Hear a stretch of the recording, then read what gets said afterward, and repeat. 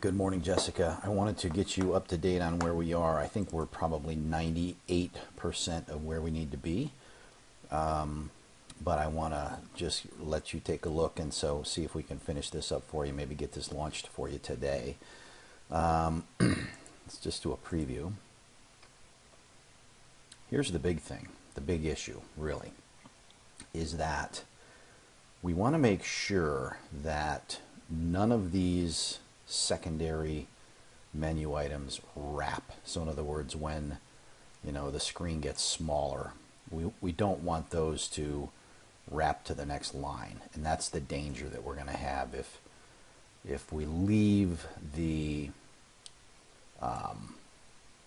font size as a standard size. So in other words, you put this at 16 pixels, and it's we've got a fixed pixel rate and a fixed width of these items, and then eventually once we get to once it gets smaller than, say, physical therapy is going to pop down here, and then mobility is going to pop down here, and then you've got menu items lost in the shuffle. So the only way to really fix that in a situation like this, where you're threatening to exceed the width of the container, is to make these items a variable as opposed to a fixed. So these are a variable. So when I go full screen, that's your normal. Here's your 16 pixel item. But when it gets smaller, it's going to, at a certain point, the text itself is going to start to shrink.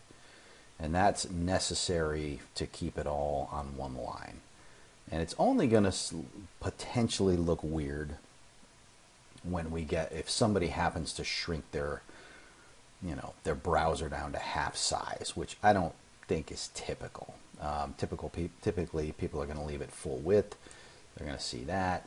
They may, I don't know, there's really not that much danger of somebody going, oh, I want to do a half width on, and then I want to bring up, and it's possible, maybe they want to bring up a competitor website over on the right and compare prices, and if that's the case, they're going to see a smaller font here. But that is necessary, unfortunately, to make sure we don't have a wrapping situation. So that's what's going on with that. And other than that, if we go here, I've got everything pretty much the way it needs to be in terms of styles. That should be good. We don't have anything happening when we hover over shop by, because that's just a label, I think. That's not an actual menu item, if I'm not mistaken. So we go here, etc., etc. Shop by, we scroll down there. If we go to the mobile version, well, let's go to the iPad version. This is where you're going to see, I think, the correct rendering of that level. So that's what you want to see there. If we go to mobile,